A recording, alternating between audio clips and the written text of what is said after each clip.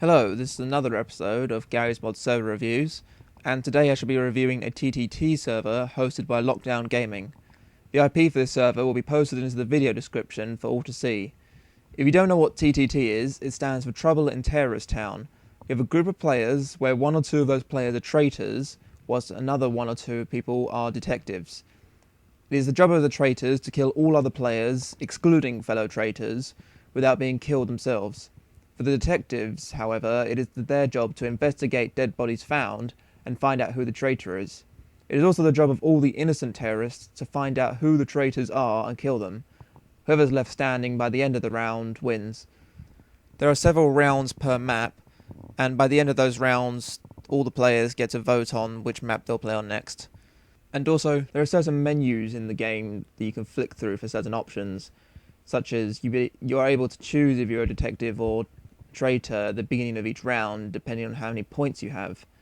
For example, you can pay to be a traitor the next round if you have 20 points, and I believe it's 1 kill per point, depending on if you kill the right person.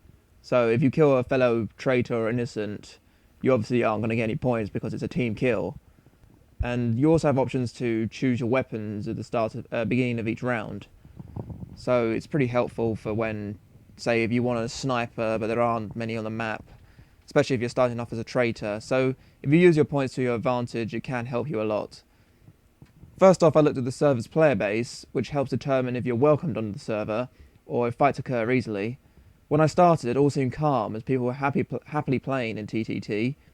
Even during the game, we were discussing whether we liked a certain game outside of Garry's Mod, but inevitably there's always people who spoil the fun. Thankfully, an administrator was on the scene in order to solve the problem, but this occurred later when people were shooting their fellow traitors and their fellow innocents for no reason. But again, the administrators were there to quickly put a stop to it. So I definitely rate the responsiveness of the server's administration by about 8 or 9, because as long as there's an administrator on, you can be sure that trolls and minges are going to be put a stop to. Whilst joining the server, there was a list of rules that you could read, which is quite helpful for new players if they're not used to the new community and they don't know what kind of the rules there are. For example, there are quite a few rules saying you can't prop push, you can't be abusive to other players, etc. But it shows the server's very keen on keeping their players to know the rules, so there are no excuses if they do break a rule. So again, that helps the administration. There's a nice map selection system where people may vote for a map on a certain menu after each map rounds are complete. It's a fair choice as majority vote wins the map, and the last few maps that were played are not part of the choices, so that there isn't any repetitiveness from occurring with maps you've played before. And I was playing on this map at a time where Garry's Mod servers are usually lowly populated or even empty, but the server was at 20 out of 24 slots for most of the day, so it was quite populated. So after looking at quite a lot of good points from the server, I turned to try and find some bad points in it. There weren't that many, but an obvious one I found near the beginning of joining the server was the difficulty in hearing some voices when you're dead, as voices are broken down into those who are alive and those who are dead. But when you have 20 or so people in the server, with most of which having microphones, it's difficult to hear most of them as they're all speaking at once.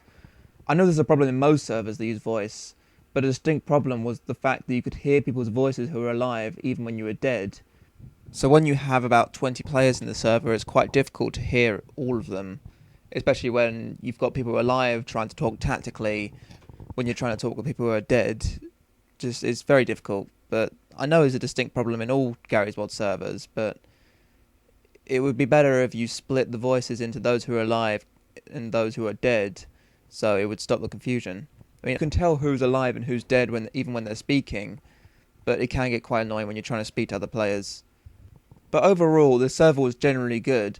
I really enjoyed my time reviewing it, and I'm sure you'll enjoy playing on it if you try it out. But as a rating, I'd give the server 8 or 9 out of 10 due to its friendly player base, responsive administrators, and its general entertainment. Thank you very much for listening, and please do subscribe if you'd like to see more videos. Also, if you know a server that you would like to be reviewed, please do send us a message and we will try to fulfill your request. We include the IP of the server, so it'll be a lot easier to find it.